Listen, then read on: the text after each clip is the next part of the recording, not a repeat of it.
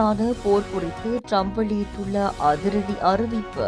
Hormuz நீரிணையில் ஈரானின் புதிய விதிகள். இலங்கை IMF-உடன் முக்கிய சீர்திருத்த ஒப்பந்தம். ரங்க ராஜபக்ஷ மரணம் விசாரணை அறிக்கை மே 25 சமர்ப்பிப்பு.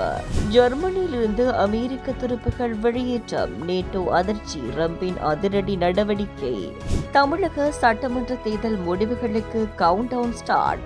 தங்கத்தின் விலையில் அதிரடி மாற்றம். ஈரானுடனான போர் நடவடிக்கைகள் தற்போது நிறைவடைந்துள்ளதாக அமெரிக்க ஜனாதிபதி டொனால்ட் ட்ரம்ப் அந்த நாட்டு காங்கிரசுக்கு அறிவித்துள்ளார். எனவே போரதிகார சட்டத்தின் கீழ் நாடாளுமன்ற அனுமதியை பெறுவதற்கான காலக்கெடு தமக்கு பொருந்தாது என்றும் அவர் குறிப்பிட்டுள்ளார். அமெரிக்க சட்டப்படி ஒரு ஜனாதிபதி ராணுவ நடவடிக்கை ஆரம்பித்த 60 நாட்களுக்குள் காங்கிரசின் அனுமதியை பெற வேண்டும், இல்லையெனில் தாக்குதல்களை நிறுத்த வேண்டும் என கூறப்பட்டுள்ளது. இதற்கான காலக்கெடு நேற்றுடன் முடிவடைந்த நிலையில் ஜனாதிபதி ட்ரம்ப் காங்கிரஸ் தலைவர்களுக்கு விசேட கடிதம் ஒன்று அனுப்பியுள்ளார். அதில் கடந்த ஏப்ரல் 7 முதல் அமெரிக்க படைகளுக்கும் ஈரானுக்கும் இடையே துப்பாக்கிச்சூடு பரிமாற்றங்கள் எதுவும் நடைபெறவில்லை என அவர் சுட்டிக்காட்டியுள்ளார். கடந்த பிப்ரவரி 28 ஆரம்பமான போர் நடவடிக்கைகள் தற்போது முடிவுக்கு வந்துள்ளதால் சட்ட ரீதியான அனுமதியை பெறுவதற்கான காலக்கெடு தமக்கு அவசியமில்லை என்றும் ட்ரம்ப் குறிப்பிட்டுள்ளார். ஹார்முஸ் நீரிணை மற்றும் அரபிக்கடல் வழியாக பயணம் செய்யும் கப்பல்களுக்கு ஈரானின் புரட்சிகர ராணுவத்தின் கடற்படை கட்டளை பணியகம் புதிய விதிகளை விதித்துள்ளது.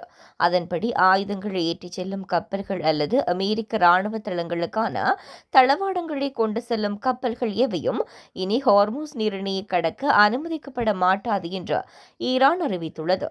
பிராந்தியத்தின் பாதுகாப்பை உறுதி செய்வதில் அமெரிக்காவுக்கு இனி எந்த இடமும் இல்லை என தெஹ்ரானை தளமாக கொண்ட மூலோபாய ஆய்வுகளுக்கான மையத்தின் ஆராய்ச்சியாளர் அலி அக்பர் தாரினி தெரிவித்துள்ளார்.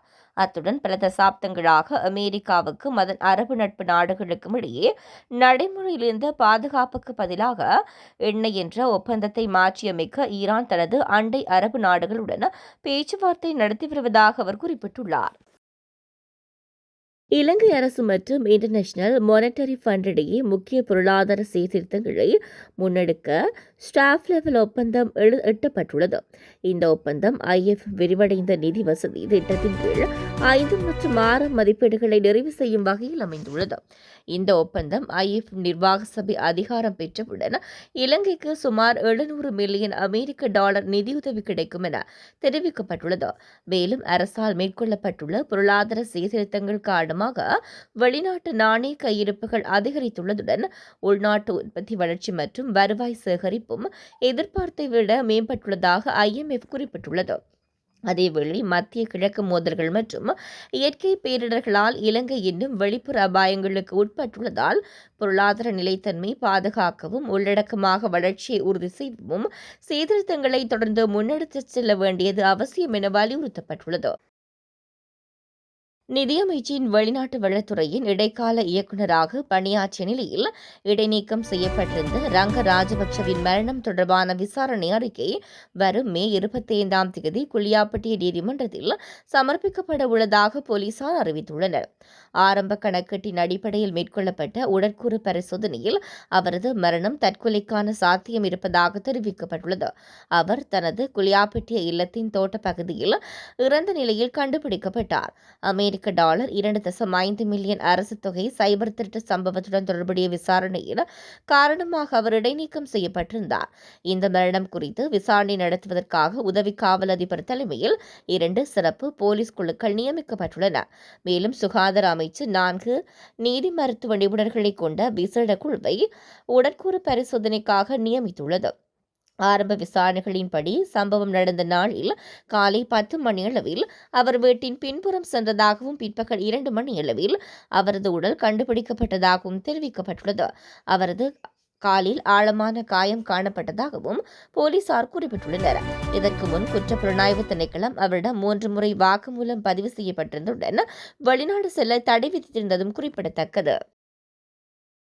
ஜெர்மனியில் நிலைநிறுத்தப்பட்டுள்ள 5,000 அமெரிக்க துருப்புகளை திரும்பப் பெறுவதற்கான வாஷிங்டனின் முடிவு முன்கூட்டியே கணிக்கக்கூடிய ஒன்றுதான் என்று ஜெர்மனிய பாதுகாப்பு அமைச்சர் போரிஸ் பிஸ்டோரியல் தெரிவித்துள்ளார். அதேவேளை இந்த விவகாரம் தொடர்பாக அமெரிக்காவிடம் நேட்டோ ராணுவ கூட்டணி முறையான விளக்கத்தை கோரியுள்ளது. இதுகுறித்து ஊடகங்களுக்கு கருத்து தெரிவிக்கையில் பிஸ்டோரியஸ், ஐரோப்பாவிலும் குறிப்பாக ஜெர்மனியிலும் அமெரிக்க படையினர் இருப்பது எமது நாட்டுக்கும் அமெரிக்காவுக்கும் பொதுவான நலன் சார்ந்தது என்பதை வலியுறுத்தினார். இதனிடையே அமெரிக்காவின் இந்த முடிவின் பின்னணியில் உள்ள விரிவான விவரங்களை புரிந்து கொள்ள தாம் வாஷிங்டனுடன் இணைந்து பணியாற்றி வருவதாக நேட்டோ செய்தி தொடர்பாளர் அலிசன் ஹார்ட் தெரிவித்துள்ளார். தற்போது ஜெர்மனியில் 36,000க்கும் அதிகமான அமெரிக்க துருப்புகள் தீவிர பணியில் ஈடுபட்டுள்ளனர். இது ஐரோப்பாவிலே மிகப்பெரிய படைப்பிரிவாகும். இத்தாலியில் 12,000 வீரர்களும் ஐக்கிய ராஜ்யத்தில் 10,000 வீரர்கள் மட்டுமே உள்ளனர். இதற்கிடையில் இத்தாலி மற்றும் ஸ்பெயினிலிருந்தும் அமெரிக்க படைகளை திரும்பப் பெற ட்ரம்ப் ஆலோசித்து வருவதாக கூறப்படுகிறது. ஐரோப்பாவிலிருந்து விலகி இந்தோ பசிபிக் பிராந்தியத்தில் தனது ராணுவ கவனத்தை செலுத்த திட்டமிட்டுள்ள ட்ரம்ப் கடந்த ஆண்டு ருமேனியாவிலிருந்தும் அமெரிக்க படைகளை குறைத்திருந்தார். அமெரிக்காவின் இத்தகைய தொடர்ச்சியான முடிவுகள் 32 நாடுகளை கொண்ட நேட்டோ கூட்டணியை பலவீனப்படுத்தும் என்ற கவலை தற்போது சர்வதேச ரீதியில் எழுந்துள்ளது.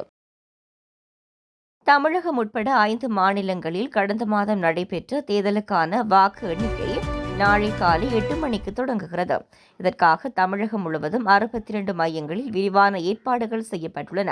சுமார் 1,00,000 ஊழியர்கள் இந்த பணியில் ஈடுபடுத்தப்பட்டுள்ளனர். முதலில் தபால் வாக்குகளும் அதனைத் தொடர்ந்து காலை 8:30 மணி முதல் மின்னணு வாக்குப்பதிவு இயந்திரங்களில் பதிவான வாக்குகளும் எண்ணப்பட உள்ளன. 9 மணி முதல் முன்னிலை நிலவரங்கள் ஒவ்வொன்றாக வெளியாக தொடங்கும். தேர்தல் முடிவுகளில் எவ்வித முறைகேடுகளும் நடக்காமல் இருக்க ஒவ்வொரு தொகுதிக்கும் ஒரு வெளிமாநில IAS அதிகாரி என மொத்தம் 234 பார்வையாளர்களை தேர்தல் ஆணையம் நியமித்துள்ளது. ஒவ்வொரு சுற்று முடிவும் இந்த IAS அதிகாரிகளின் சரிபார்ப்பு மற்றும் கையெழுத்துக்கு பிறகு அதிகாரப்பூர்வமாக அறிவிக்கப்படும். கிளிநொச்சி செல்வாநகர் பகுதியைச் சேர்ந்த 3 பெண் பிள்ளைகளின் தாயான பெண்ணொருவர் தனது கணவரிடமிருந்து விவாகரத்து கோரி நீதிமன்றத்தில் வழக்கு தாக்கல் செய்துள்ளார். இதனால் ஆத்திரமடைந்த கணவர் நேற்று முன்தினம் இரவு திருட்டுத்தனமாக வீட்டுக்குள் புகுந்துள்ளார். மரம் வெட்டும் இயந்திரம் மூலம் அந்த பெண்ணின் வீட்டு தேவைகளை பூர்த்தி செய்து வந்த காய்க்கும் தென்னை மரங்களை வெட்டி வீழ்த்தியுள்ளார். இதுகுறித்து பாதிக்கப்பட்ட பெண் கிளிநொச்சி போலீஸ் நிலையத்தில் முறைப்பாடு செய்துள்ளார். ஒரு சில மரங்களை முழுமையாக வெட்டி வீழ்த்தியதோடு மேலும் ஒரு தென்னை மரத்தை பாதி தூரம் வரை வெட்டிவிட்டு சென்றுள்ளார். அந்த மரம் தற்போது எப்போது வேண்டுமானாலும் கீழே விழும் நிலையில் மிக ஆபத்தான நிலையில் இருப்பதாகவும் பலமான காற்று வீசினால் வீட்டின் மீது விழுந்துவிடக்கூடும் என்றும் அந்த பெண் கவலை வெளியிட்டுள்ளார். 3 பெண் பிள்ளைகளுடன் வசித்து வரும் நிலையில் கணவனின் இந்த வன்முறை செயல் தங்களுக்கு பெரும் அச்சுறுத்தலாக இருப்பதாக அவர் தெரிவித்துள்ளார். சர்வதேச சந்தையில் இன்றைய தினம் தங்கத்தின் விலை வீழ்ச்சியை பதிவு செய்துள்ளது. அதன்படி 1 அவுன்ஸ் தங்கத்தின் விலை $4,615.24 பதிவாகியுள்ளது. அத்துடன் 1 அவுன்ஸ் வெள்ளியின் விலை $75.36 பதிவாகியுள்ளது.